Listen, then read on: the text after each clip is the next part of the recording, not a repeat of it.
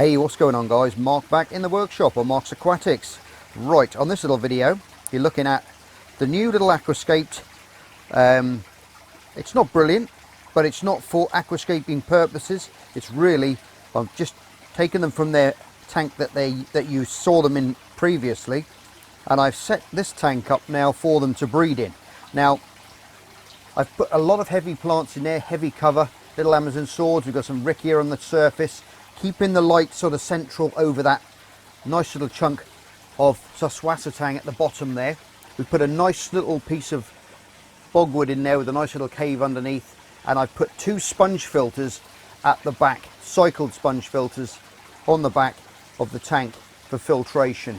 Want to keep it really nice and slow filtration, but we need quite a bit of it because these are quite messy little guys, like I said on the how to take care of pufferfish video, which is on my lists if you want to pop back and see that one. So if you look on the bottom there, you see quite a few snail shells, and they tend to they're quite dirty feeders, so you can get a little bit of a build up in your tank, and you can get a bit of algae sometimes with the remains of snails left in the shell, which they can't reach because they can't take that shell into their mouth to crunch it up and extract all of it.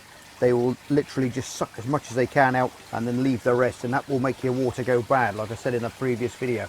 But I've set this tank up now for them to breed. I've put a light, very light substrate on the bottom, some of that grey Zanzibar by JBL on the base, which is a lovely fine media, because I want to be able to see the eggs. Now these are quite secretive little breeders. Last time I bred them in a similar fashion to what I've done here. You can see them, the little guys there, they're little fatties now. They've put on quite some size since we put them in there only a couple of weeks ago.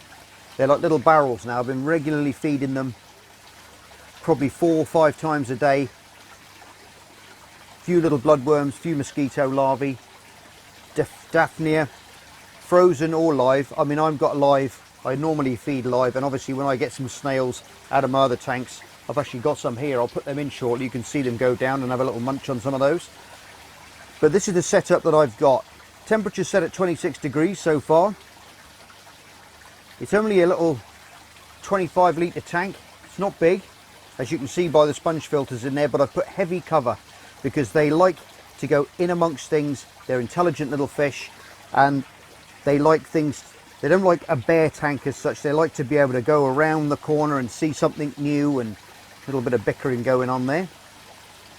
But that's how I like to keep puffers, because like I said, they're really curious little fish, and they like to go like through the where's my tongs, but are my hands in the way, excuse me.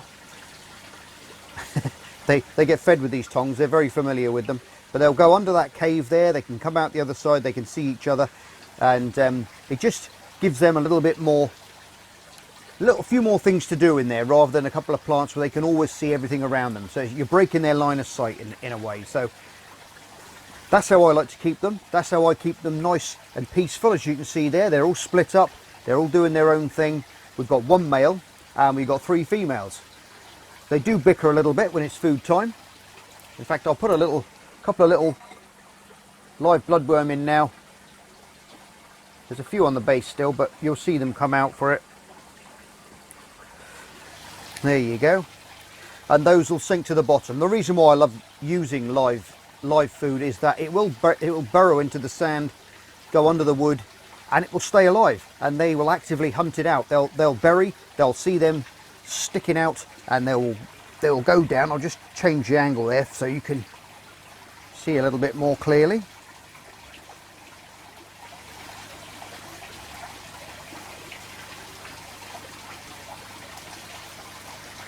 There you go. But that's what I love about live food. It stays alive in the tank, and it's always going to be in there for them. So if you want to go to work early in the morning and you can put a few in, obviously they're going to fill up on them. They've left it now. I've been feeding them too much. There you go. That's a bit better now. Yes, so that's what I tend to do. Put the live food in, let them have a good old gorge on it, and then the live food will stay in there. It'll bury, it'll swim around, it'll hide in amongst the place, and they will actively pursue it and look for it when they are a little bit hungry again. There's always some in there for them. So That's why I tend to use live food, because while I'm out doing things or making other videos and doing stuff, there's always food in there for them, okay? Now when these guys breed, the male will normally initiate it. He'll chase her around the tank, going under the logs, going under the plants and different things, hiding away, and they're secretive spawners, and they will go. That's the reason why I put the Suswasatang and the cave in there, is so they'll burrow into that. They'll go underneath it, come together, little shake together, eggs and the sperm released, and then they'll drift off, and then they'll come back and do it again. I've got the other two females in there because sometimes when that hormone's in the water, it can trigger them all off to spawn, and then we can have quite a few more eggs being produced. Obviously I'd rather have lots of them produced so I can bring lots of them up and put a lot more of these captive bred ones back into the system, rather than wild ones being taken from the wild and depleting the wild population. So hopefully we'll have a really good spawning session with these little guys when they start to go. But that's what I've done so far. I just thought I'd let you guys see what I've done so far. So I've got some Java fern up there, over here, pushed in behind the sponge filter. I've got some little Amazon sword there, still in the basket. That's nothing to worry about. Obviously it's only a breeding tank. Little piece of wood, nice little arch, some of them to go through. So Swasatang there, or you can use Java moss as well. pH of around 7.2 in the water. Temperature 26 degrees. 24 litre tank. It's 2 sponge filters. And I've got one of my little LED lights over the top. This one's actually a biorb light that I bought a while ago for another tank which I built. And I've put it over here because you get a nice little concentration of light, which gives great reflection, as you can see. And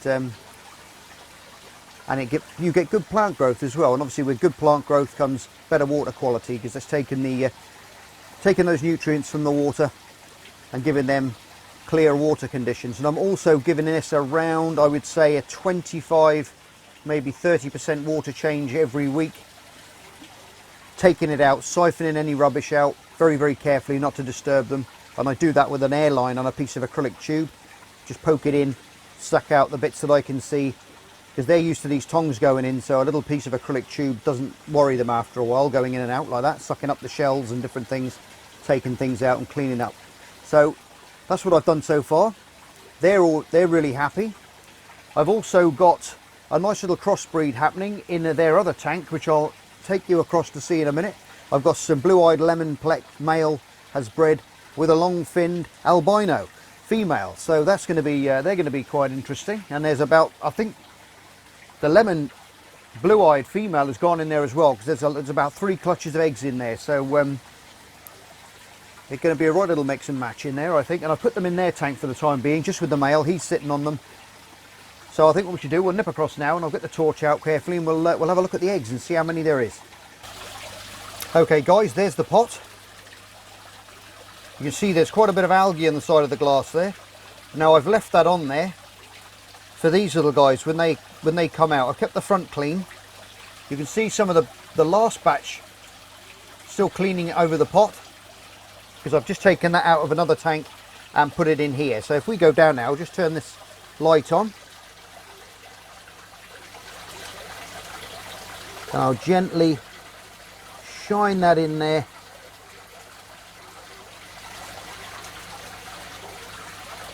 There you go. It's hard to get the light in there and the camera at the same time, so bear with me a minute. Ah, there you go, there's a better shot. Now you can see how many eggs are in there. That male's a little bit upset at the moment, but you can see there is a lot of eggs in there. There's at least three lots in there. So we're going to have a very good hatch rate, hopefully, in the next few days. I'll keep you guys up to date with what's going on. When they hatch, we'll get back in there and we'll see all those little wrigglers. So let's leave him in peace now. There's another one of the little guys up on the glass here. There he is. And like I said, some of the other ones up there as well. So it's all good news. We've got lots going on, which is fantastic. Little Jackson looking awesome as usual. Good morning, mate. He's off. Yep, and the old cherry shrimp tank there's growing away absolutely beautifully. Look at that. That's grown like crazy since the last video. That's how much it's grown. And if you look on the glass, you can see lots of little baby shrimp all over the place. With the snails,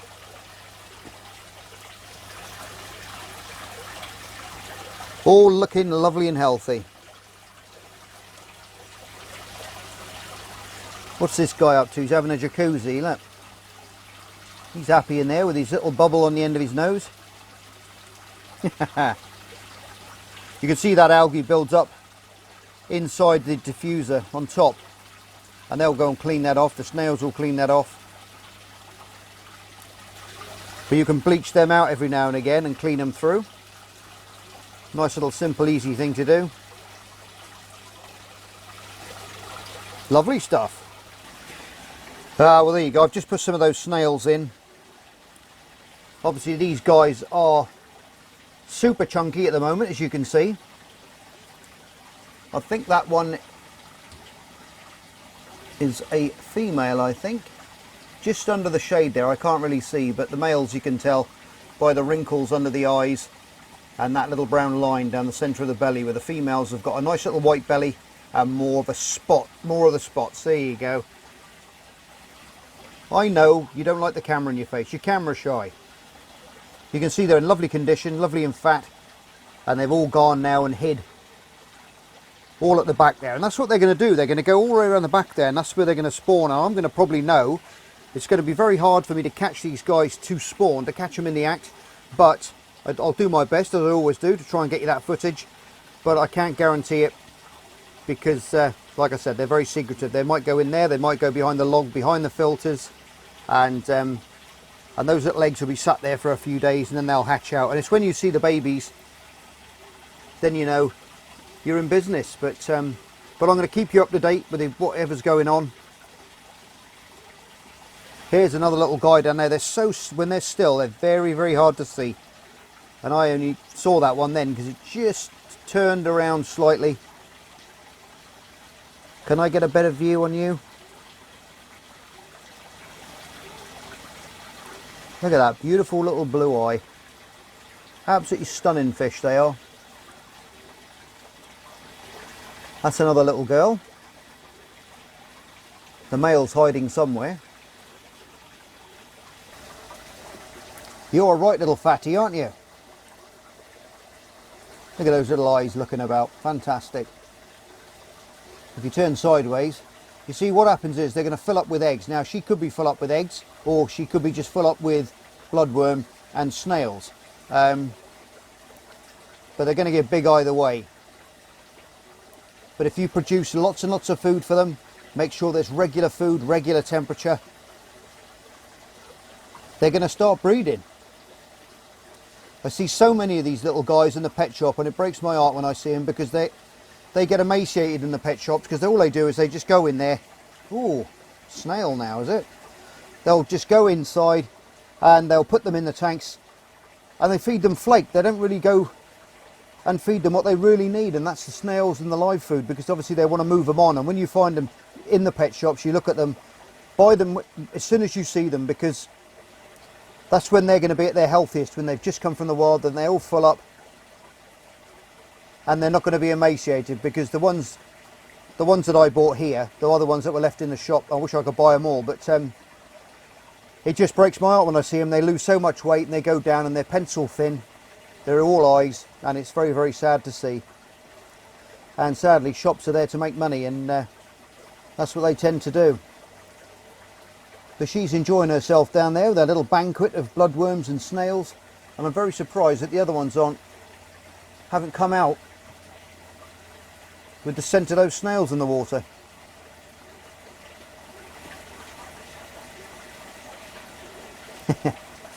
You can see what I mean though. When they take the snails, they'll take them out of the shells, they'll take what they can get out, and then that'll be it. They'll suck that first little piece out, and then the rest of it stays in the shell, and that's where you've got to remove them and make sure you keep that water nice and clean. The male's actually just coming out in the background there. I'll wait around for a little bit and I'll get you some footage of him as well. Then you'll definitely see the sex difference between them, okay? There you go, guys. There's one of the other females as well. You can tell that. Look at those lovely spots. Lovely colour, lovely condition. And if you're new to these videos, guys, and you want to follow this Breeding the Pufferfish series along, hit the old subscribe button and that notification bell, and you'll be notified every time a new video comes up, and you can follow along on this little adventure. Because I think it's going to be an interesting one, because these guys are cute, but you want to see the babies. Oh my goodness. They are absolutely stunning. They really are. Well, I think these guys are really full up now. They've still got a big banquet of live food down there if they need it. It's not going to go anywhere. It's all going to stay alive, like I just said. So you can basically walk away and leave them to it. And the least, you know, the less that you mess around with the tank, the less you get your hands in there, nets, tongs, things. Let them just settle in, and that's when things are going to happen for you, okay? Try and keep them, if you're going to have a breeding tank, keep them out of, you know, out of the main traffic of your house. If you've got a little office or a little somewhere where you can put the tank, where it's quiet for most of the day, somewhere where the cat's not going to jump up and watch them and things like that. Nature will take its course a lot quicker for you, okay? And you'll have a little bit more success. But this is the little tank that I've got. You can see it there. It's only small. Only a small little tank. And these guys are super small anyway. But as long as you've got healthy, clean, well filtered water, you should have some success. Okay guys, there's the little male down there now. He's just decided to come out. You can see the male because of those little wrinkles around the eye. Little electric blue little lines around the eye. If he comes out and turns sideways, we'll see him a little bit clearer. But obviously I've got the camera stuck in the tank. There you go. You can see that line there right the way through to the tail, where the females have got the spots. And they've got, the males have got those beautiful little wrinkles around the eye. Look at that. And if he decides he's going to show us, there you go, male and female together. There you go. I'm sure I put a picture on Facebook of the two and the differences. A little bit of dominance going on there. I'm sure I put a picture on Facebook to show you on my Facebook group. So go and have a look at that if you need some reassurance. Anyway guys, I'm going to leave these guys to it. They're all having fun, and hopefully when we come back next time I might have some exciting news to tell you. Anyway guys, I'm going to leave it there. I hope you guys have had a great weekend. Monday tomorrow. Anyway, from me as always, you're all stars. Look after yourselves. Thanks for tuning in, and I'll see you on the next episode of Mark's Aquatics. Bye for now. Just me and my guitar.